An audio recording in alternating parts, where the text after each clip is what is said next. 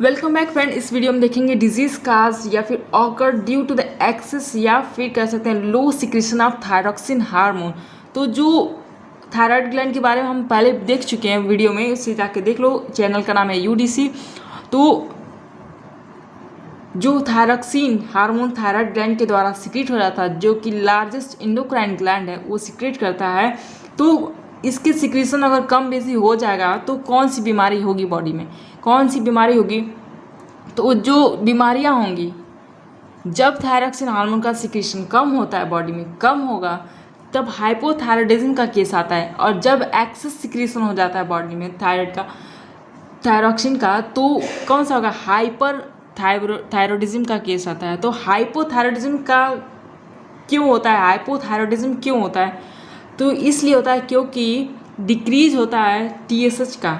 TSH यानी कि thyroid stimulating hormone. अगर वही जो मेन इन्फ्लुएंसर है टीएसएच, इन्फ्लुएंस करता है थायराइड ग्लैंड को सिक्रीट करने के लिए क्या, थायरॉक्सिन, अगर वही कम होने लगे तो जो प्रोड्यूस करने वाला वो ऑलरेडी कम हो जाएगा। उस तरीके से फर्स्ट केस हो गया। एक्टिनल सेल जो है, जो फॉलिकुलर सेल को सराउंड करती थी, एक्टिनल सेल, वो भी हाइपो एक्टिव हो जाती है। हाइपो का मतलब होता है कि बिलो चले जाना, कम चले जाना। तो बिलो एक्टिव जो है कि इसका जो काम करने का है ना, स्लो हो जाती है, एकदम आलसी हो जाती है एक्टिनल सेल। तो तब हाइपोथायराइडिज्म का केस होगा। जो आयोडीन है उसका जो इंटेक अपने डाइट में कम लेंगे, कम खाएंगे, जैसे नमक है तो आयोडीन युक्त नमक बोलते हैं कि खाया करो, तो इस तरीके से तो अगर नहीं खाएंगे वो चीज़ तो हमें हाइपोथायराइडिज्म का केस देखने को मिलेगा। जैसे कि बहुत सारे लोग हैं, आप देखे होंगे कि जैसे किसी का गला सूजा रहता है, किसी का पूरा हैंड सूजा होगा, पूरा जो गाल से लेकर गले तक पूरा सूजा रहता है, तो उस तरीके से एक्सेस सूजन हो जाती है किसी किसी के बॉडी में। तो जिस पर्सन में ऐसे ही अगर देखोगे आप, तो वो बता सकते हो कि उसको क्या हुआ है, हाइपोथायराइडिज्म हुआ है, या फिर वो हाइपोथायराइडिज्म का हो सकता है केस। तो इस तरीके से जो पर्सन वैसा है तो वो डेफिनेटली वो किस चीज़ से इफेक्टेड है, तो वो थायराइड ग्लैंड के इन नॉन फंक्शनिंग से या फिर एक्सेस फंक्शनिंग से वो इफेक्टिव होता है। तो चलो स्टार्ट करते हैं कि हाइपोथायराइडिज्म में कौन कौन सी डिजीज़ आती हैं। तो जो फर्स्ट है वो है क्रिटिनिज्म। क्रिटिनिज्म जो बीमारी है ये बच्चों में होती है। तो सी से यहाँ पे हम याद कर सकते हैं चाइल्ड, सी से चाइल्ड, किस में होगी? चाइल्ड या फिर इन्फेंट, तो उसमें होगी क्रिटिनिज्म की बीमारी। अब क्यों होती है चाइल्ड में? तो चाइल्ड में इसलिए होती है क्योंकि मदर इन्फेक्टेड होती है। मदर वो क्या होता है, मदर की बीमारी होती है हाइपोथायराइडिज्म।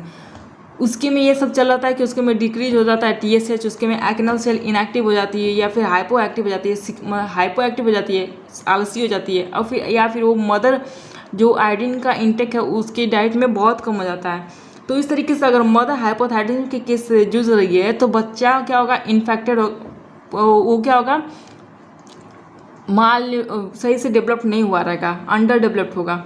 तो और उसको बीमारी क्या होगी, क्रिटिनिज्म नाम की बीमारी होगी। तो क्रिटिनिज्म में क्या सिम्टम होगा, कैसे जानेंगे कि वो उसको बीमारी हुई है? तो जो सिम्टम्स हैं उसके जो क्या बोलते हैं कि जो उसका कंज्यूम करने का जो ये बीएमआर है वो नॉर्मल से 50% लो हो जाता है, तो डिक्रीज हो जाता है बीएमआर। उसके बाद से स्टंटेड ग्रोथ, जो उसका ग्रोथ है, जो ग्रोथ है वो भी स्लो हो जाता है। जो मेंटल डेवलपमेंट है, जो नॉर्मल बच्चे का मेंटल डेवलपमेंट होगा उससे इसका जो मेंटल डेवलपमेंट होगा कम होगा। और ये क्या होगा, डिले प्यूबर्टी का, जैसे कि एक स्पेसिफिक एज आती है तो प्यूबर्टी में पहुंचने का, जैसे 12 हो गई या फिर 11 हो गई किसी इस तरीके से जो एज है प्यूबर्टी में जाने का वो भी डिले होता है। और क्या होता है इसमें कि डिक्रीज हो जाएगा बॉडी का टेम्परेचर, डिक्रीज होगा बॉडी का टेम्परेचर, डिक्रीज बॉडी का टेम्परेचर भी घट जाएगा। और क्या होगा, हार्ट रेट भी घटेगा। फिर ब्लड प्रेशर और कार्डिक जो आउटपुट है, यानी कि जो पंप करने की क्षमता है हार्ट की, वो भी घटती है। तो कार्डिक आउटपुट, ब्लड प्रेशर, ये सब चीज़ें सब कुछ इफेक्टेड हो जाती हैं इसमें। ब्लड प्रेशर, सब कुछ, ये सब चीज़ें सब इफेक्टेड होती हैं। और क्या होगा, यूरिन का जो आउटपुट है जो यूरिन जो सब टॉयलेट करते हैं तो उसका जो है वो भी क्या होता है, घट जाता है। ड्राई स्किन रहेगी, उसके पास से लिदरी या फिर कॉन्स्टिपेशन का जैसे पेट से रिलेटेड प्रॉब्लम हो जाती है। पिजियन चेस्ट होता है, मेन सिम्टम इसमें ये होता है कि पिजियन चेस्ट मतलब कि उसके चेस्ट के अराउंड थोड़ा सा जैसे कि स्वेलिंग होगी, नॉर्मल बच्चे से थोड़ा सा ज़्यादा इसका बल्जिंग आउट होगा, फॉरवर्डेड होगा, उसमें थोड़ा सा लगेगा कि उसका उभरा हुआ है। तो पिजियन चेस्ट इसका मेन सिम्टम है, किसका, क्रिटिनिज्म का। तो इस तरीके से सिम्टम्स हो गया। तो ये तो पहली बीमारी हो गई क्रिटिनिज्म। उसके बाद जो दूसरी बीमारी है वो है मिक्सोडेमा।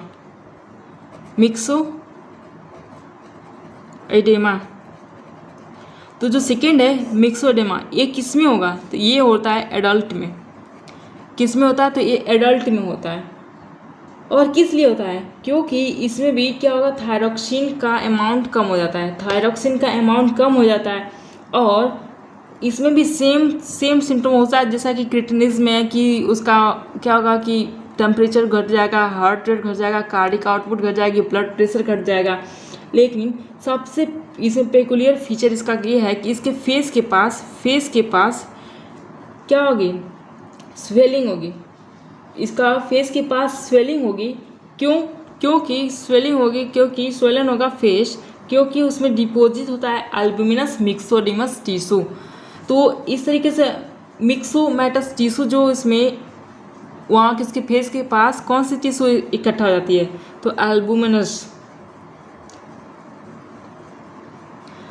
मिक्सोमेटस टिश्यू इकट्ठा हो जाती हैं कहाँ पे, उसके चिक के जो गाल है या वो जो फेस है उसका वहाँ पे इकट्ठा हो जाती हैं। और सबसे ज़्यादा किस में देखा जाता है, तो ये फीमेल्स में देखा जाता है। फीमेल में ये नॉर्मल देखा जाता है, जनरली फीमेल्स में देखा जाता है। और क्या इसकी वजह से क्या इफेक्टेड होता है, इसकी वजह से मेन चीज़ होता है फीमेल्स में कि इरेगुलर मेंस्ट्रुअल साइकिल जो है वो इरेगुलर हो जाएगी, इरेगुलर हो जाएगा। और रिप्रोडक्टिव जो है फेल्योर हो सकता है, रिप्रोडक्टिव फेल्योर्स। तो इस तरीके से फीमेल्स में जनरली देखा जाता है। और जो इफेक्ट होगा इसकी वजह से जो फीमेल पे इफेक्ट होगा वो सब है कि इरेगुलर मेंस्ट्रुअल साइकिल और रिप्रोडक्टिव फेल्योर। जो थर्ड बीमारी है वो है इंडेमिक या सिंपल ग्वाइटर, या फिर कह सकते हो कोलाइड ग्वाइटर। तो जो थर्ड है वो है इंडेमिक या फिर सिंपल ग्वाइटर कह सकते हैं इसको, सिंपल ग्वाइटर। तो ये क्या है, तो इसमें आयोडीन के जैसे डिफिशियंसी ऑफ आयोडीन, ड्रिंकिंग में पानी वानी पी रहे हो तो उसमें अगर आयोडीन की कमी हो जाती है, आयोडीन की डिफिशियंसी हो जाती है इन ड्रिंकिंग वाटर, तब ये केस दिखता है ड्रिंकिंग वाटर। और किस में देखने को मिलता है, जनरली ये देखने को मिलता है जो कि रहते हैं कहाँ पे, माउंटेन्स वाले इलाके पे जो रहते हैं, हिली एरिया में जो रहते हैं पीपुल्स, तो उनमें ये कॉमनली देखने को मिलता है। तो ये क्या हो गया, इसमें क्या होता है कि जो थायराइड ग्लैंड है, क्या होता है थायराइड ग्लैंड है, जो ग्लैंड जो है बड़ी हो जाती है। कैसी हो जाती है, इनलार्ज हो जाती है। जैसे कि आप बहुत लोगों को देखे होंगे आप कि उसका जो नीक का इलाका है सूजा रहता है, तो उसमें ये चीज़ होता है कि उसमें जो थायराइड ग्लैंड का जो एक्टिनल सेल है उसकी साइज़ बढ़ जाती है। तो उसकी जब साइज़ बढ़ जाएगी तो अपने आप ही जो गला है सूजा दिखेगा। तो इस तरीके से एंडेमिक या सिंपल ग्वाइटर आ जाएगा। किस में होता है, फीमेल्स में किस में होता है, ये जो हिली एरिया में पाए जाते हैं पर्सन कॉमनली उनमें पाया जाता है। और किसकी कमी से, आयोडीन की कमी से होता है। उसके बाद जो फोर्थ बीमारी है हाइपोथायरॉइडिज्म में जो आती है वो है हाशिमोटो डिजीज़। हाशिमोटो डिजीज़ होता है, हाशिमोटो डिजीज़। कितना अच्छा नाम है, हाशिमोटो डिजीज़, बीमारी अजीब है। तो जो है ऑटो इम्यून ऑटो इम्यून है, तो इसमें ऑटो इम्यून मतलब कि ये कहीं ना कहीं इम्यून सिस्टम से रिलेटेड है। इसमें क्या होगा ना कि अगर जो आपका ग्लैंड है इंजरी खा गया है, उस पर चोट वोट लगी है, या फिर उसको कैंसर हो गया है, ग्लैंड को कैंसर हो गया है, तब उस केस में जो है कि आपका थायरॉक्सिन का सिक्रीशन कम हो जाएगा। और थायरॉक्सिन का सिक्रीशन जब कम हो जाएगा तो जो एंटीबॉडी है, एंटीबॉडी जो है आपके थायराइड ग्लैंड को डिस्ट्रॉय कर देती हैं। तो जब वही डिस्ट्रॉय हो गया तो उस तरीके की बीमारी को क्या कहेंगे, हाशिमोटो डिजीज़। तो इसमें इम्यून सिस्टम का काम होता है, मतलब कि जो इम्यून सिस्टम जो है हमारा क्या होगा, ऑटो इम्यून सिस्टम इसमें एक्टिव हो जाता है।